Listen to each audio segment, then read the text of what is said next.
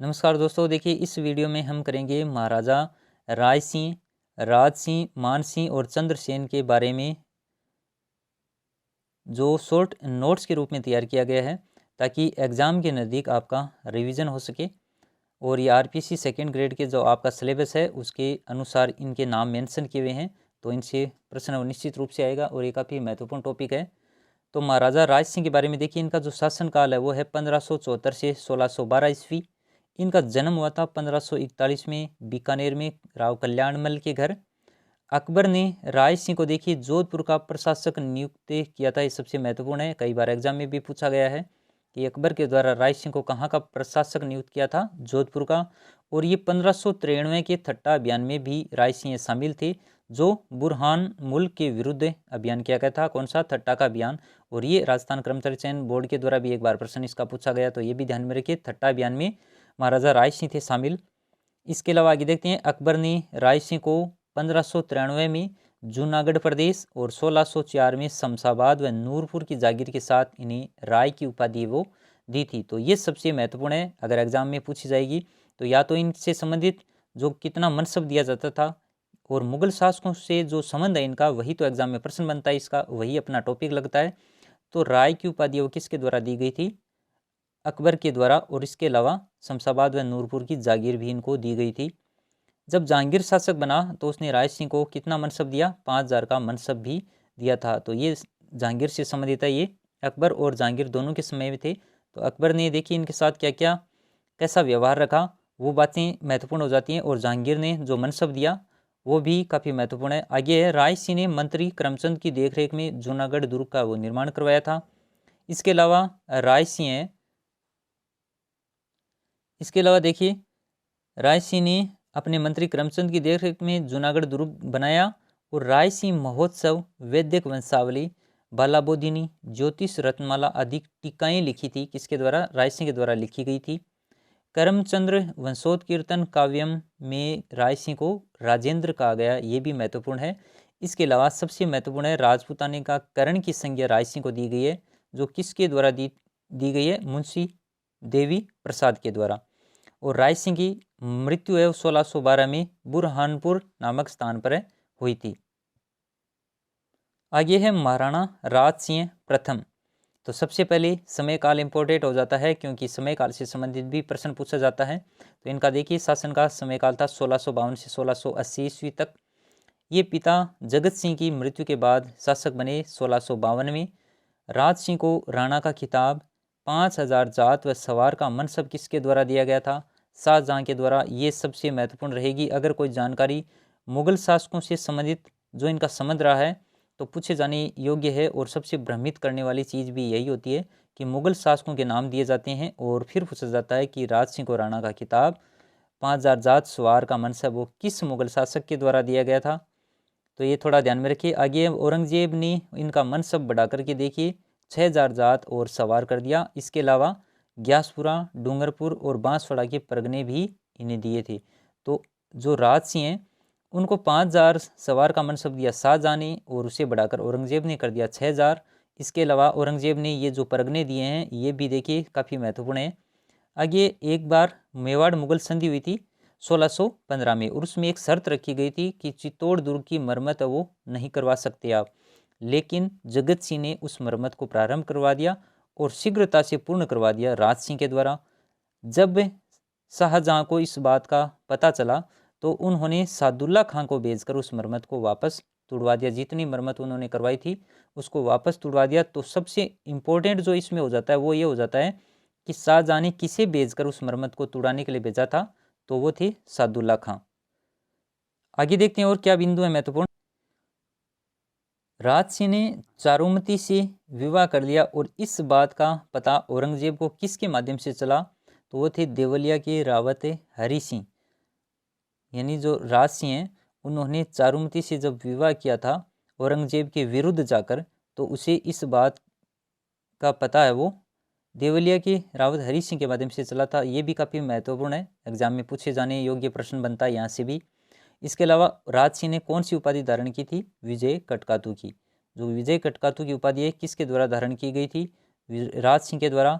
और जो त्रिमुखी बावड़ी है उदयपुर में स्थित है, जिसे जया बावड़ी भी कहा जाता है, उसका निर्माण राज सिंह की पत्नी थी रामरस थी उसके द्वारा करवाया गया था। यानी उदयपुर में स्थित त्रिमुखी बावड़ी का निर्माण करवाया गया था। इसके अलावा जो राजसमंद झील है उसका निर्माण राज सिंह के द्वारा गोमती नदी के जल को रोक करके करवाया गया था। जो राजसमंद झील है उसी झील के किनारे राज प्रशस्ति, जो संसार का सबसे बड़ा शिलालेख माना जाता है, वो झील के उत्तरी किनारे नौचौकी पाल नामक स्थान पर है वो स्थापित किया गया है। चलिए आगे देखते हैं राजा मानसिंह के बारे में। देखिए ये शॉर्ट नोट्स के रूप में ही है ताकि आपका रिवीजन हो सके, और इसमें जो इम्पोर्टेंट फैक्ट हैं वही शामिल किए गए हैं। देखिए महाराजा जो मानसिंह थे, इनका समय काल है 1589 से 1614 ईस्वी। इनका जन्म हुआ 1540 मोजमाबाद में। ये दो मुगल सम्राट के साथ इन्होंने कार्य करने का अवसर मिला था। कौन कौन से? अकबर और जहांगीर। इनको देखिए सूबेदारी दी गई काबुल, बिहार और बंगाल। अगर क्रम से पूछी जाती हैं तो इसी तरह से आपको याद रखनी है। सबसे पहले काबुल, उसके बाद में बिहार और फिर बंगाल की सूबेदारी इन्हें दी गई थी। इनको राजा की उपाधि, और राजा की उपाधि के साथ 5000 का मनसब है वो अकबर के द्वारा दिया गया था। कब दिया गया?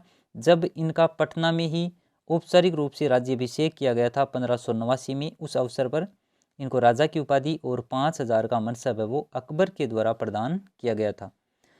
आगे है मानसिंह ने बैकुंठपुर पटना में ही एक मंदिर बनवाया, भवानी शंकर का मंदिर है उसका निर्माण करवाया। और उन्होंने बंगाल में अकबर नगर और बिहार में मानपुर नगर की स्थापना है वो की थी। जगत शिरोमणि मंदिर का निर्माण इन जो रानी थी कनकावती, उसने पुत्र जगत सिंह की स्मृति में करवाया था। आगे देखिए मानचरित्र नामक पुस्तक, एक मानचरित्र नामक जो इनसे संबंधित पुस्तक है उसकी रचना देखिए कवि नरोत्तम और अमृत राय के द्वारा लिखी गई है। ये दोनों इनके दरबारी विद्वान थे और दोनों ने एक ही नाम की पुस्तक की रचना की है, वो है मानचरित्र। तो इनके नाम थोड़ा सा देख लीजिए, कवि नरोत्तम और अमृत राय।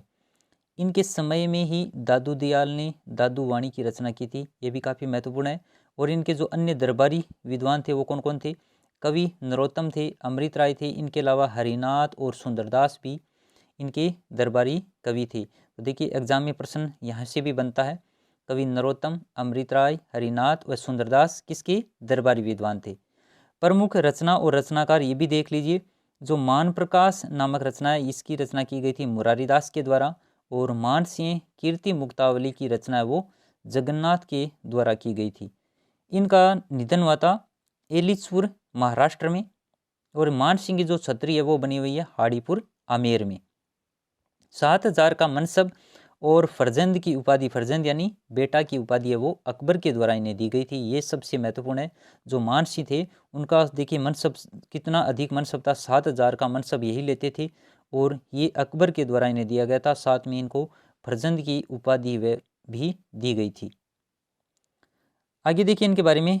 काबुल के मिर्जा हाकिम का दमन किया था इन्होंने 1581 में, और डूंगरपुर का जो शासक था आसकरण उस पर भी आक्रमण किया सन 1573 में। तो इनसे संबंधित अगर कोई प्रश्न बनता है तो वो भी देख लीजिए कि काबुल के मिर्जा हाकिम का दमन 1581 में और 1573 में डूंगरपुर के आसकरण पर आक्रमण किया था। इसके अलावा इनका जो पहला अभियान यही माना जाता है रणथंभौर अभियान से इनके शायद प्रारंभ किया था इन्होंने 1568 से 69 के समय लगभग में, जब रणथंभौर का शासन कौन किसका था? सुरजन हाड़ा का। तो ये भी पूछा जा सकता है।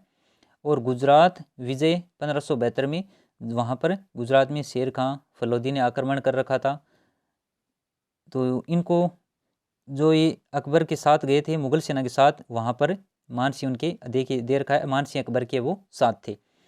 आगे कि इब्राहिम मिर्जा के विरुद्ध जो सरनाल का युद्ध हुआ था उसमें शाही सेना के हरावल दस्ते का, यानी जो सेना का आगे का भाग होता है उसका नेतृत्व भी मानसिंह के द्वारा ही किया गया था। चलिए इसके बाद में देखते हैं राव चंद्रसेन के विषय में कुछ महत्वपूर्ण जानकारी।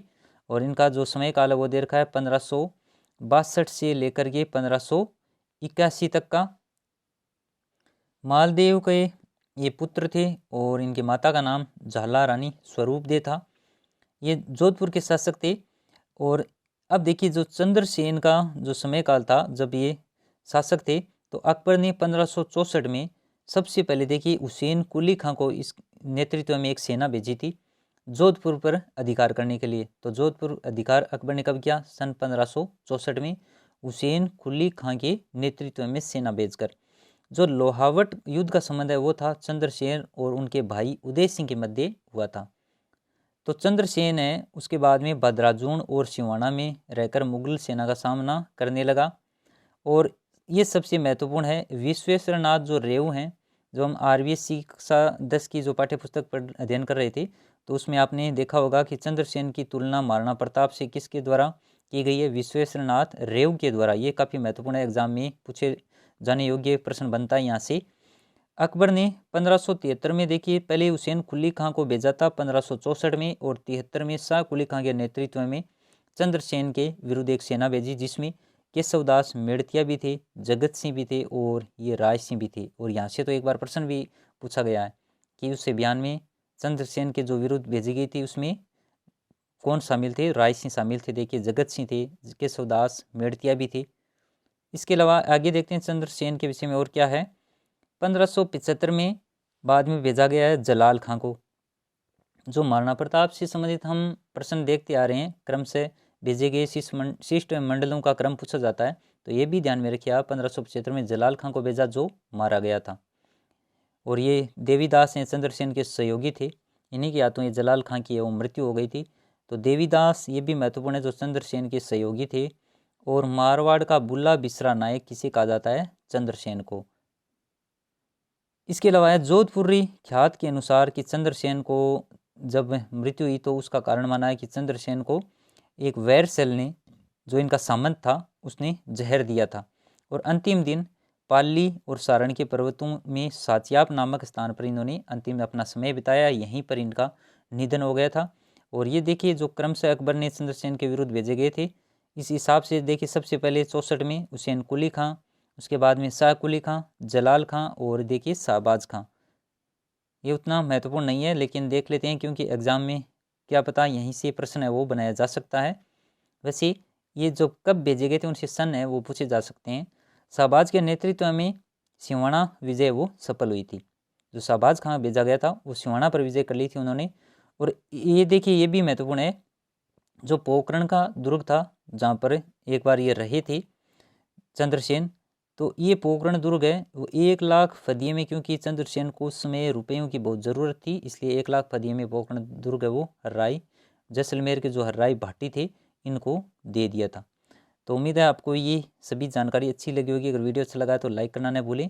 मिलेंगे किसी और टॉपिक के साथ, तब तक के लिए धन्यवाद।